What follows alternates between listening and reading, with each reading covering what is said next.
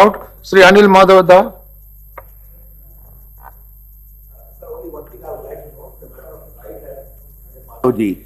Has traversed the entire course of Narmada River on boat. Oh. It's a matter of great pride. He's a great Okay. environmentalist. Therefore, he's a member of the House. We need to know about that. That's great. Okay, so you please. We are happy धन्यवाद to listen. उपसभापति जी। आज का जो विषय है वो भारत की नदियां, विशेष संदर्भ गंगा और जमुना। और हमें इस संसद को भारत की सारी नदियों पर विचार करना पड़ेगा। केरल की नीला को छोड़ करके बात नहीं हो सकती, आसाम की सियांग को छोड़ करके बात नहीं हो सकती, गुजरात की ओजत नदी को छोड़ करके बात नहीं हो सकती। सारी की सारी नदियां गंगा परिवार है, गंगा का ये पूरा परिवार है। और इस परिवार के अंदर जितनी नदियां हैं उन सारी नदियों के स्वास्थ्य का विचार जरूरी है। और जब हम नदी कहते हैं तो सारे लोग नदियों का मतलब निकालते हैं कि दो किनारों के बीच में बहता हुआ पानी। ये नदी के संबंध में अधूरी समझ है। उपसभापति जी, नदियों के संबंध में मेरा विषय इंटरनेट से डाउनलोडेड नहीं है, ये किसी 5 सितारा होटल के सेमिनारों में से नहीं निकलता है। ये नदी के किनारे पनपता है और नदी के किनारे धूल खा करके और चप्पल चटका करके खड़ा होता है। और हम नर्मदा के संरक्षण पे काम करते हैं। नदी को उसकी समग्रता से समझने की जरूरत है। नदी अपने आप में दो किनारों के बीच में बहता हुआ पानी नहीं है। नदी अपने संपूर्ण जल ग्रहण क्षेत्र के साथ एक इकाई है। जो उसका कैचमेंट एरिया है वो कैचमेंट एरिया के साथ, जल ग्रहण के साथ वो एक इकाई है। जब भी किसी नदी पर बात करनी होगी तो केवल उसके दो किनारों के बीच में बहते हुए पानी से बात नहीं हो सकती, उसके संपूर्ण जल ग्रहण क्षेत्र पर बात करनी होगी। और नदी के संबंध में हम एक शब्द प्रयोग करने लग गए हैं और विशेष करके भारतीय प्रशासन में यह प्रयोग होता है, वाटर बॉडी। नदी वाटर बॉडी नहीं है, ये एक जीवित इकाई है। इससे बात करो तो ये बात करती है, इसके साथ अगर गलत काम करो तो ये सजा देती है। ये कौन लिखा? इसके साथ अगर अच्छा व्यवहार करो तो ये आशीर्वाद देती है। क्योंकि भारतीय चिंतन परंपरा के अंदर हमने इसे वाटर बॉडी नहीं कहा है। चलते चलते 65 सालों के अंदर हमने इसको वाटर बॉडी हमको इसको यूज करना चाहिए, मैक्सिमम यूटिलाइजेशन ऑफ वाटर, ऐसे ऐसे फंडे खड़े कर दिए। जो विषयों को समझते नहीं थे वो कर्णधार बन गए। और 65 सालों के अंदर हमने नदियों के मामले में 2 काम किया है। जिन नदियों को हम सुखा ना पाए उनको हमने मेला कर दिया है। भारत की सारी नदियों के साथ 2 ही काम हुए हैं। जिनको मनुष्य सुखा सकता था, भारत की जनता सुखा सकती थी, भारत की सरकार सुखा सकती थी, उसको हमने सुखा दिया। हम अपने आसपास की सारी नदियों को देख लीजिए। और जिन नदियों को हम सुखा नहीं सकते थे, गंगा को नहीं सुखा सकते थे, सियांग को नहीं सुखा सकते थे, ब्रह्मपुत्रा को नहीं सुखा सकते थे, तो क्या किया हमने? उनको गंदे नालों में तब्दील कर दिया है। उसके अंदर उन्हें बहते हुए गंदे नाले बना दिया है। और इन गंदे नालों के अंदर सबसे बड़ी भूमिका अगर किसी की है तो सरकार की है और शहरों की है। और विशेष रूप से मैं कह रहा हूं कि अगर आप ये जानना भी चाहते हैं कि वो किस प्रकार से प्रदूषित कर रही है, दोनों सरकार नीतियों के माध्यम से प्रदूषित करती है और शहर जो है वो अपने जलमल के माध्यम से उसे प्रदूषित करता है। और जो लोग फूल नदी में डालने से नदी गंदी हो जाती है, उसके किनारे किसी को जलाते हैं तो उससे प्रदूषण होता है, ये अधकचरा ज्ञान है। बिहार के अंदर एक कहावत है कि भगवान ने मुंह में जीभान दी हो तो कुछ भी नहीं बोलना चाहिए। अगर प्रदूषण के सही मानकों को हम नहीं पहचान रहे हैं, इसलिए हमारे यहाँ वक्ता के संबंध में कहा गया है, जो वक्ता जोर से बोलता है, जो चीख के बोलता है, इसका मतलब है असत्य भाष्य कर रहा है। इसलिए मैं यहाँ कह देना चाहता हूं कि ऐसा कोई विषय नहीं है। नदी प्रदूषित हो रही है, जो रसायन हम उसमें डाल रहे हैं, जो लाखों टन यूरिया और पेस्टिसाइड्स बरसात से बहकर के उसके एक्वेटिक लाइफ के अंदर आ रहा है, उसने उसको पूरी तरह बदल दिया है। और ऐसा करने में हमने कोई कमी नहीं बरती है। जयराम रमेश जी हमारे मंत्री हैं, बोलते हैं कि खुले में शौच जाना शर्म का विषय है। बिल्कुल सही बात है, खुले में जो शौच जाना या लज्जा का विषय है। लेकिन यहां मैं प्रश्न करना चाहता हूं कि एक आदमी के सार्वजनिक रूप से खुले में शौच जाना लज्जा का विषय है, 1.5 करोड़ लोगों का जलमल यमुना में डाल देना यह लज्जा का विषय नहीं है? इस पे लज्जा नहीं आ रही है कि 1.5 करोड़ लोगों का मल मूत्र जमुना जी में जा रहा है, इस पे किसी को लज्जा नहीं है। एक आदमी के खुले के शौच पे जाने पर लज्जा है, यह विसंगति है। और इस विसंगति को कहीं ना कहीं हमें समझना पड़ेगा। और इसमें आगे बढ़ना पड़ेगा। उपसभापति जी, अगर इस बात को नहीं रोका गया तो ये तो सेमिनारों में जुल्मे चल गया है कि तीसरा विश्व युद्ध पानी के लिए होगा, ये होगा। मुझे नहीं मालूम पानी के लिए कैसे होगा और कब होगा, होगा भी कि नहीं होगा, लेकिन इतना जरूर है कि वर्ग संघर्ष पैदा होगा और पानी के स्वामित्व को लेकर के वर्ग संघर्ष होगा। आज रेणुका नदी, रेणुका के अंदर लोग कह रहे हैं कि हमारा पानी दिल्ली क्यों जाएगा। आपने जमुना से पानी ले लिया तो डाउन स्ट्रीम के लोग कह रहे हैं कि हमारा पानी कहां है, आप ज्यादा पानी कैसे ले रहे हैं। ये जो वर्ग संघर्ष है व्यक्ति और समाज में, समाज और सरकार में, और सरकार और उसकी नीतियों में, ये वर्ग संघर्ष कल उठ करके बहुत भीषण स्वरूप लेने वाला है और इसको टालने का एक माध्यम है, क्योंकि विषय को समझने न समझने के कारण सारी समस्या पैदा होती है। जॉर्ज फर्नांडिस अपने मंत्री हुआ करते थे, रक्षा मंत्री, उन्होंने एक कोई नोट चलाया, यह उदाहरण मैं इसलिए दे रहा हूं कि कैसे चीजें ठीक की जा सकती है। उन्होंने एक नोट चलाया कि कारगिल में रहने वाले जो सिपाही हैं उनको एक निश्चित प्रकार के जूते, मोजे, हाथ के दस्ताने, इसकी जरूरत है। फाइनेंस डिपार्टमेंट ने या उन्हीं के डिपार्टमेंट के लोगों ने उस पूरे प्रस्ताव के ऊपर रेड लाइन लगा दी कि नॉट नेसेसरी, और जो पुराने हैं वो होना चाहिए।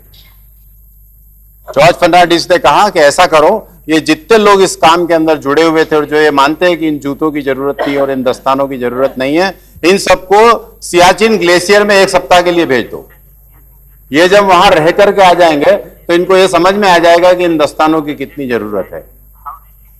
मैं स्पष्ट रूप से एक बात कहना चाहता हूं कि ये जो हमारा एरिया है ना, जिसके अंदर हम दिन भर बैठ करके देश की चर्चा करते हैं, नॉर्थ ब्लॉक, साउथ ब्लॉक, प्रशासनिक अधिकारी, संसदीय आवास है, एक दिन के लिए ये जो दिल्ली के पास में जमुना बह रही है, इसका पानी इसके नलों में सप्लाई कर दीजिए।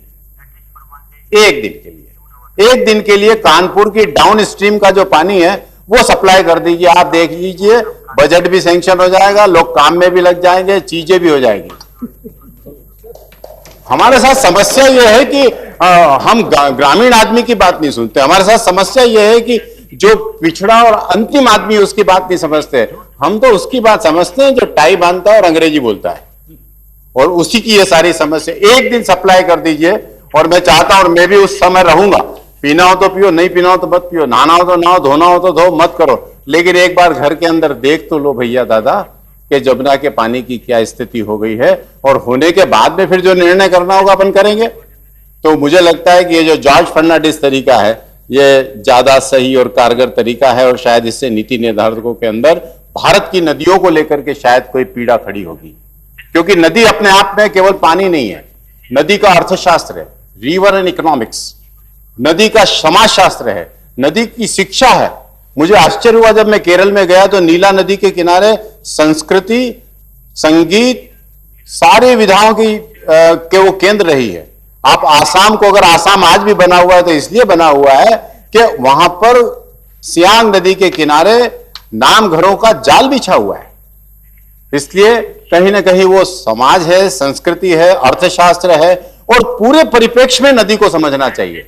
और अगर हम इस पूरे परिप्रेक्ष्य में नदी को समझ जाएंगे तो मुझे लगता है कि आधी समस्या का निदान तो उसी क्षण हो जाएगा जिस दिन हमने ठीक डायग्नोस कर लिया कि बीमारी क्या है। सारी की सारी बातें केवल आकर सीमित हो गई है प्रदूषण प्रदूषण प्रदूषण। आपके माध्यम से मैं मंत्री जी को एक बात बताना चाहता हूं कि एसटीपी नाम की टेक्नोलॉजी एक बहुत बड़ा फ्रॉड है। एसटीपी का प्लांट लग जाता है, लेकिन एसटीपी का प्लांट महीने भर चले उसके बाद जो बिजली का बिल आता है वो नगर निगम कहती है ये मैं नहीं दे सकती, ये मेरी औकात से बाहर का विषय है। और क्यों ट्रीटेड या अनट्रीटेड पानी नदी में मिलना चाहिए? क्यों मिलना चाहिए? कहां मिलता है? आप कैसे कह रहे हैं कि ट्रीटेड पानी नदी में डाला जाना चाहिए? क्या ट्रीटेड पानी हमारे को जो सलाइन चढ़ती है उसमें डल सकता है, हमारे मटके में डल सकता है? तो नदी को क्या हमने कचरा समझ रखा है कि हम ट्रीटेड पानी उसमें डालेंगे? और कचरा माना है, हम मान रहे हैं। निर्भया के साथ क्या हुआ? जाति हुई और बाद में उसके पेट के अंदर सरिया डाल दिया गया। इस देश की नदियों के साथ में अत्याचार हो रहा है और उसके बाद में प्रदूषण रूपी सरिया उसमें डाल दिया जाता है। सजा क्या मिलनी चाहिए? व्यक्ति को सजा मिल सकती है, व्यवस्था को सजा क्यों नहीं मिलना चाहिए? इरिस्पॉन्सिबल एडमिनिस्ट्रेशन कैसे हो सकता है? How you can say no today and yes tomorrow? ये कमजोर प्रशासनिक तंत्र का कारण है। और इसीलिए मैं आपसे निवेदन कर रहा हूं, अभी मैं राजीव गांधी जी के ऊपर आने वाला हूं, क्योंकि उस आदमी को पीड़ा थी ना, उनको कष्ट था, इसलिए उन्होंने कहा कि इसको ठीक करो यार, ये क्या करते हो, पैसा चाहिए ले लो, लेकिन इस काम को करिए। लेकिन चूंकि उस पीड़ा को समझने वाले लोग आसपास नहीं थे ना, आसपास तो हिसाब करना था। अभी आप जिस बात पे नाराज हो रही थी वो बात अपनी जगह सही हो सकती है आंशिक रूप से, कि किसी के व्यक्तिगत आभूषण उस पर आरोप नहीं होना चाहिए, लेकिन इस बात का भी पता लगाना चाहिए कि 5,000 करोड़ रुपए चलेगा गए, और उसके बाद में भी गंगा की यह दुर्दशा और जमुना की यह दुर्दशा क्यों है, और अगर है तो इसके अंदर कितनी किसकी भूमिका है, इसको निश्चित करने की आवश्यकता है। और मैं यहां पर सुझाव के रूप में 2-3 बातें कहना चाहता हूं। माननीय प्रधानमंत्री जी को मैंने इसके संबंध में पत्र लिखा था और मैं उनका आभारी हूं कि उन्होंने उसको फॉरवर्ड किया आगे। मैंने कहा कि एक नदी आयुर्विज्ञान संस्थान बनना चाहिए, जिसके अंदर नदी पेशेंट है, और पेशेंट अस्पताल नहीं आएगा, अस्पताल पेशेंट के पास जाएगा। और पूरी देश की नदियों का संबंध में विचार होना चाहिए कि हर साल, जैसे हम व्यक्ति का अध्ययन करते हैं, इसका हार्ट इस साल कैसा था, लंग्स कैसे थे, किडनी कैसी है, लीवर कैसा है, और आज बाद में हम एक रिपोर्ट बनाते हैं, एग्जीक्यूटिव रिपोर्ट है भाई इस व्यक्ति की, कि इस साल के अंदर स्वास्थ्य के अंदर सुधार हुआ है। नदी के अंदर होने वाले परिवर्तन के ऊपर अगर हमने रोज विचार नहीं किया, हर साल विचार नहीं किया, और उसको हमने मॉनिटर नहीं किया ठीक से, तो फिर ये घड़ियाली आंसू है, बहा लीजिए, गंगा को लेकर बहा लो, यमुना को लेकर के बहा लो, बाकी सारी चीजें कर लो, और स्थिति वही की वही खड़ी रहे। अगर हम उसका निदान चाहते हैं तो कहीं ना कहीं हमने नदी के स्वास्थ्य को एक जीवित व्यक्ति के स्वास्थ्य की तरह मॉनिटर करने की आवश्यकता है, उसको करना पड़ेगा। और जल के संबंध में समाज में एक अनुशासन खड़ा करना पड़ेगा। 1 अरब 20 करोड़ लोगों के बीच में जो पानी के उपभोग को लेकर के असमानता है, वह असमानता कल उठ के वर्ग संघर्ष का कारण बनेगी। एक व्यक्ति 200 लीटर पानी प्रतिदिन यूज कर रहा है महानगरों में रहने वाला, और एक व्यक्ति 20 लीटर भी पानी यूज नहीं कर पा रहा है, राजस्थान के अंदर रहने वाला, महाराष्ट्र के कई हिस्सों में रहने वाला, उड़ीसा के कई हिस्सों में रहने वाला, अरे चेरापूंजी में रहने वाला आदमी भी अब नहीं कर पा रहा है।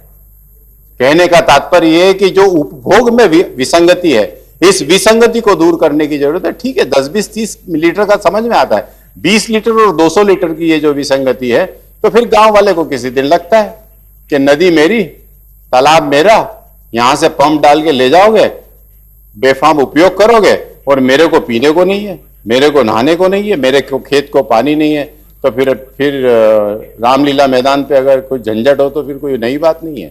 फिर इस देश के हर शहर के अंदर रामलीला खड़ी हो जाए तो कोई आश्चर्य का विषय नहीं है, ये होके रहेगा। क्योंकि पानी के उपभोग के संबंध में जो विसंगति है समाज के अंदर, इस विसंगति को समझने की जरूरत है। और मुझे लगता है कि इसके पहले की आने वाले 5 से 10 वर्षों के अंदर इस विश्व के अंदर बादलों की चोरी होने लग जाएगी। 5 से 10 वर्षों के अंदर इस देश के G7 कंट्रीज बादलों की चोरी करने लगेंगे। ये जो बर्फ हिमालय और बड़ी बड़ी पहाड़ियों पर जमी हुई है, ये बर्फ संघर्ष का कारण बन जाएगी, क्योंकि वो पानी का स्टोर्ड, यानी पानी जिस जिस ढंग से स्टोर किया जा सकता है वो उसका स्टोरेज है। और सूक्ष्म जल जो हवा में विद्यमान है, ये सूक्ष्म जल भी चोरी होने लगेगा।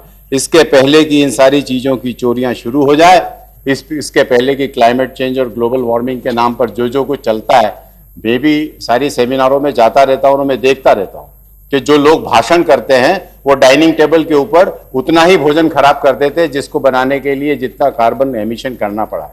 इसलिए इन लोगों के भरोसे समस्याओं का निदान नहीं हो सकता। ये तत्व बदलना पड़ेंगे और इनको हटाना पड़ेगा इस जगह से, क्योंकि बीमारी का जड़ यही है, यही तोलोलिंग है जिसकी टॉप पे से गोली चल रही है, एलएमजी चल रही है। तो सबसे पहले इस एलएमजी को ठंडा करो, क्योंकि ये एलएमजी जब तक चलती रहेगी तब तक ऊपर जाने को नहीं मिलेगा और अपन जीत भी नहीं पाएंगे। इसलिए मुझे लगता है उस दिशा में सोचने की जरूरत है। और अंतिम बात कहते हुए मैं अपनी बात को समाप्त करता हूं कि पानी की बचत को लेकर के हमें हर एंगल पे सोचना पड़ेगा। वॉश बेसिन की डिजाइन, कमोड की डिजाइन, नल का स्वरूप कैसे वो कम हो सकता है। एक बच्चा 20-20 मिनट तक शॉवर में नहा रहा है, दूसरा बच्चा गाय का पेशाब पी करके अपनी प्यास बुझा रहा है। चाहिए तो फोटो भी उपलब्ध है, ले लीजिए। अब ये जो विसंगति है, इस विसंगति को कैसे दूर करेंगे? इसके लिए कहीं ना कहीं हमें टेक्नोलॉजी का सहारा लेना पड़ेगा। और अपनी बात को अंतिम रूप से कहता हूं, एक शायर की बड़ी प्रसिद्ध शायरी है और वो बहुत कही गई है, लेकिन चूंकि राजीव गांधी जी ने इस काम को करने के लिए पीड़ा के साथ में पैसे दिए, पीड़ा के साथ दिए, और उन्होंने कहा कि कर लो। लेकिन मैं जानता हूं कि सभ्य आदमी अगर अपने से छोटे लोगों के बीच में फंस जाए तो उसकी क्या दुर्गति होती है। आई अंडरस्टैंड, क्योंकि मैं उन्हें समझ सकता हूं। उनके संबंध में एक शायरी है कि इधर उधर की बात न करिए, बता कि काफिला लूटा कैसे। मंत्री जी, आप जवाब देते समय प्लीज इधर उधर की बात न करके ये बताना कि राजीव गांधी का सपना लूटा कैसे। 85, 95, 2005 और ये 2015 पे आके खड़े होने। कहीं मत जाइए। मैं उसी ट्रेजरी बेंच के जिनके नाम से खाते कमाते हैं, सारा सब कुछ चल रहा है, जिनके बगैर तो पार्षद का चुनाव जीतना कठिन है, ऐसे लोगों के भरोसे हम चल रहे हैं और उनके सपनों को अगर पूरा नहीं कर पा रहे हैं तो ये आने वाले भविष्य में बड़े संघर्ष का विषय है। इसलिए नदियां संरक्षण चाह रही है। संरक्षण चाहने के अंदर एक शब्द का प्रयोग बंद कर दीजिए। हमें हिमालय बचाना है, हमें नदियां बचाना है। अरे क्या औकात है तेरी, 100 साल में मर जाएगा, तू क्या नदी बचाएगा और तू क्या हिमालय बचाएगा। अगर बात करना है तो कहो कि हमें हिमालय की सेवा करना है। वाइफ बोलने से और अर्धांगिनी बोलने से अंतर आता है, शब्दों के प्रयोग से अंतर आता है। मेरे कहने का तात्पर्य है कि बचाने की जिद छोड़िए, गंगा की सेवा शुरू करिए, यमुना की सेवा शुरू करिए, अपने आप हम देखेंगे। और ये जो विषय आज लिया है, इस विषय को मुझे तो नहीं लग रहा था कि ये इसको कभी अवसर समाप्त कीजिए। मुझे कभी नहीं लग रहा था उपसभापति जी कि ये विषय संसद के अंदर कभी उठ सकता है, क्योंकि नदी ये प्रायोरिटी सेक्टर में बहुत पीछे का विषय है, तालाब ये प्रायोरिटी सेक्टर में बहुत पीछे का विषय है, क्योंकि हम हाईटेक लोग हैं ना। हमारे लिए हमको समझ में नहीं आता, या तो हम एक निश्चित सीमा से ज्यादा जब पीड़ित हो जाएंगे तब समझेंगे। लेकिन आपने इस विषय को रखने दिया, मुझे अवसर दिया, इसके लिए मैं आपका और अपने दल का आभारी हूं। बहुत बहुत धन्यवाद। धन्यवाद अनिल माधव जी, अच्छा बोला, धन्यवाद।